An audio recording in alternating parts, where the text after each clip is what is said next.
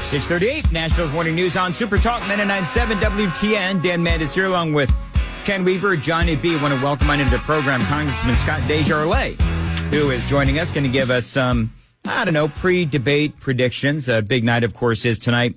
Debate between Donald Trump and Joe Biden. Now, Congressman, you are a medical doctor, as everyone knows, as well as a congressman. So last time you and I spoke about Joe Biden during the State of the Union, where it seemed pretty clear that he was juiced up on something. He came out of there ready to go. And then over time, he just started slowing down. So here's my question for you. Are there signs, because there's a lot of people that believe that the president will be jacked up or juiced up on something, President Trump, former President Trump being one of them. Are there signs that we should look for to see if he may be on something? And we won't be able to see his eyes, the pupils of his eyes, I don't believe. But anything else? Yeah, that's an interesting point because the State of the Union was a great example. I thought he sounded kind of thick-tongued, but he was a little bit fired up, almost angry at times. Yep. And he was more like Trump in a way with his demeanor. But I don't think there's any question that they're going to do something. There's over-the-road truck driver drugs like Provigil that you can get by prescription that are to keep you awake, alert, and it's shown that people in cognitive decline can make them more clear. So I would be shocked if he's not taking some type of a medication like that. As a physician, there's other things that you can do. If you came into me and you were sick and had a head cold, I could give you Decadron, which is a steroid, short-acting. It makes you feel better, makes you feel stronger. And decongestants.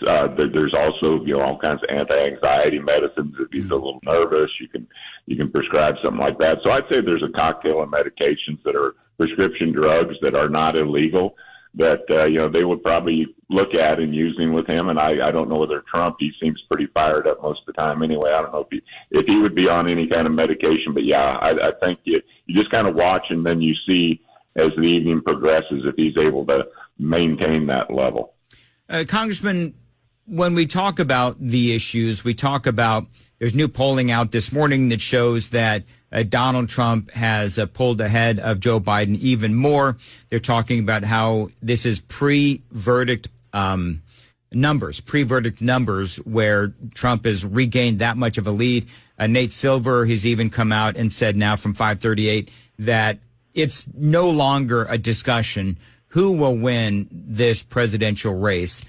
What is your sense as you watch all of this playing out in Washington, D.C.? Number one, do you believe the polls? I'm always, after the red wave that never came, a little suspicious of the polling. But, number two, though, the issues seem to be all on Donald Trump's side. Yeah, the issues certainly are on Donald Trump's side. And yes, on polling. I don't trust polling.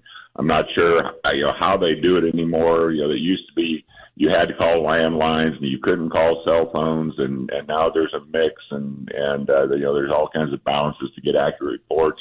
In 2016, there was a hidden group of Trump supporters that didn't want to admit they supported him because he was taking such flack in the media. Yep. So, if somebody asked them, they denied that they supported him. I think that in 2020 that changed some, but right now Biden's performance is so weak. Maybe Democrats secretly are saying they support Biden and don't. So anyways, it's really hard to trust the polls, but I do think tonight's debate is going to be extremely important for both candidates. And, I don't know who has the advantage with CNN moderating it. Yeah. My biggest concern is the behavior of the moderators. It's no secret that Jake Tapper and Dana Bash are not fans of Donald Trump. They have openly criticized him for years before he ever was elected president.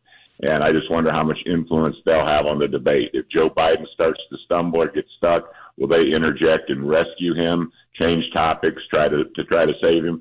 Obviously, they'll try to antagonize Trump. They're going to try to get him off message. I'm assuming Trump's going to try to be a little calmer, more focused on issues.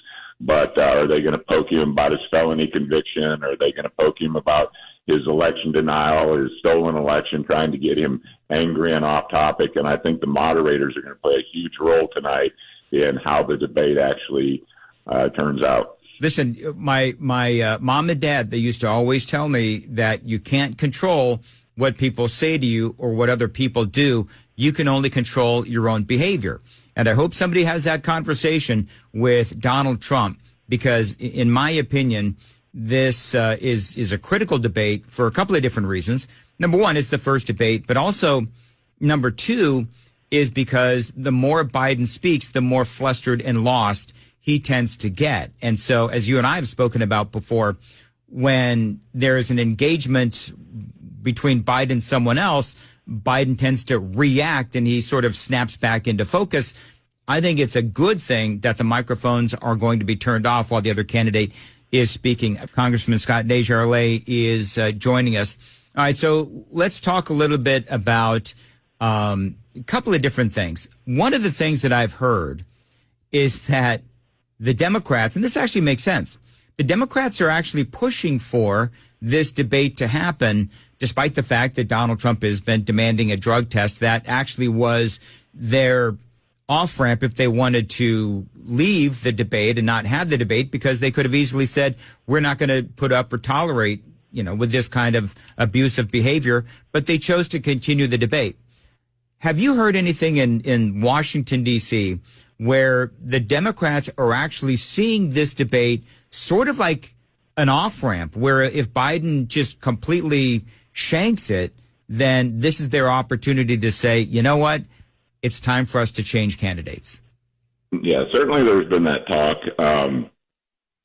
If Biden has a Biden moment where he freezes up, he locks up, he mumbles, he gets incoherent, he looks old, he looks fragile, which I think is very possible over the course of 90 minutes. He, as you said, he was pretty disciplined during the State of the Union.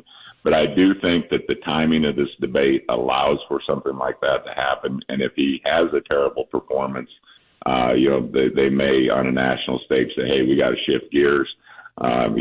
Trump is leading in the polls. He's leading on the issues. There's any number of issues, whether it's border, economy, the world stage in terms of military respect and image. Trump is definitely in the driver's seat on those issues. So, that a lot of people say if Biden just stays alive during 90 minutes and has no major screw-ups, that'll be a success because the expectations are so low. But yes, I do think that that narrative is out there. I don't know who they would replace him with, but certainly Kamala Harris would not be that choice, and it would be an interesting shakeup. But to me, there's no way this president's capable of serving another 4 years. I never thought he would get this far.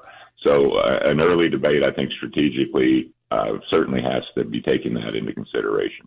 Congressman, I was talking about this earlier in this hour, 16 Nobel Prize winners signing this letter decrying Donald Trump's economic policies and saying that inflation will skyrocket if the former president ends up back in office.